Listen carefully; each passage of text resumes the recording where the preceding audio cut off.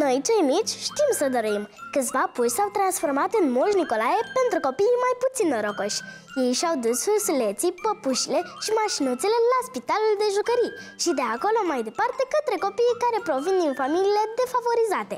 Cât de multă bucurie poate aduce o jucărie, vedeți acum! Bună ziua! Bună ziua! Noi am venit să vă donăm câteva jucării.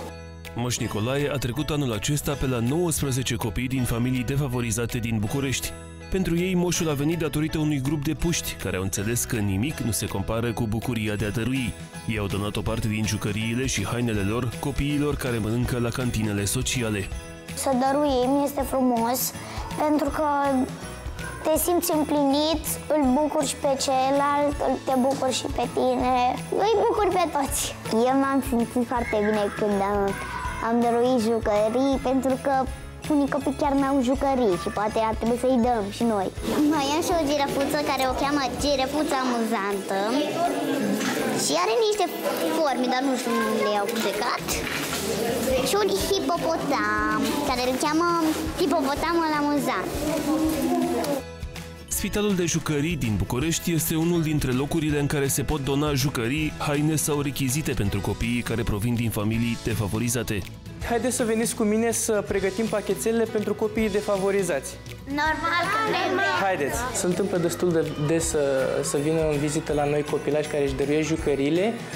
Pentru ei este o senzație, pot să spun, nouă să doneze o jucărie. Aceasta este păpușica mea, am primit-o de la Moș Crăciun și vreau să dăruiesc copiilor să mănânc ca să fac bun și să fiu bună și dăruitoare. Eu vreau să dăruiesc mașinuța asta.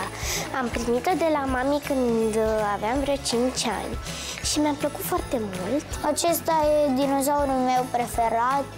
Sper ca copilul care o să-l primească să se bucure la fel de mult ca și mine când l-am primit de Crăciun. Cei mici au înțeles că nimic nu se compară cu bucuria de a dărui altui copil, așa că au pregătit chiar ei pachetele. Poftim! Când am dăruit dinozaurul, l-am întrebat dacă îi place, dacă îl vrea și a zis, a dat dar din cap și vedeam în ochii lui că parcă ar vrea să plângă. A fost dinozaurul meu preferat și am decis să ți-l dau ție. Îți place? Cum am simțit eu când a venit Moș Crăciun la mine, așa s-au simțit și ei. E foarte frumos să dăruiești cuiva și e bine să faci și lucruri bune. Uite, noi vrem să-ți dăm acești blugi, sperăm să-ți vină.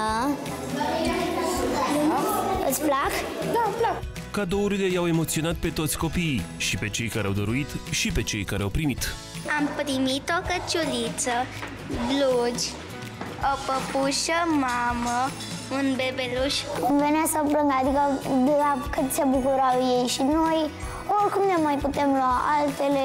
Mie îmi plac cadourile, că sunt frumoase și căciulița și blugii poți să le poți. Ce-au primit fetițele astea? O minge, păpuși, ursuleț, De toate. Mi s-a părut foarte emoționant să văd niște copii bucuroși și i-am văzut pe ei bucuroși și m-am bucurat și eu. Care e cadoul tău preferat din ce ai primit? Bebelușul. Ce știe să facă bebelușul? Cam nimic. Mie îmi place că are biberon, că e îmbrăcată frumos și că e bebe. Puștii care vin la cantina socială s-au ales nu doar cu jucării și haine, ci și cu prieteni noi. Eu vreau să iau pe toți acasă, că erau atât de drăgălași și mai ales erau două fetițe mici și drăguțe. Îl cheamă Papi Dog și l-am primit la moșul să stăpânești. Copiii mi s-au părut foarte drăguți și a fost acolo o fetiță, Mădălina, care chiar aproape că m-a făcut să plâng. Spitalul de jucării este deschis non-stop și îi așteaptă pe toți oamenii, mici sau mari, care vor să împartă zâmbete. Mai mult, orice copil care vrea să-și sărbătorească ziua de naștere făcând bine, poate veni gratuit într-una dintre sălile Spitalului de Jucării. Chiar aș vrea să le mai dăruiesc ceva, pentru că vreau să fac lucruri bune.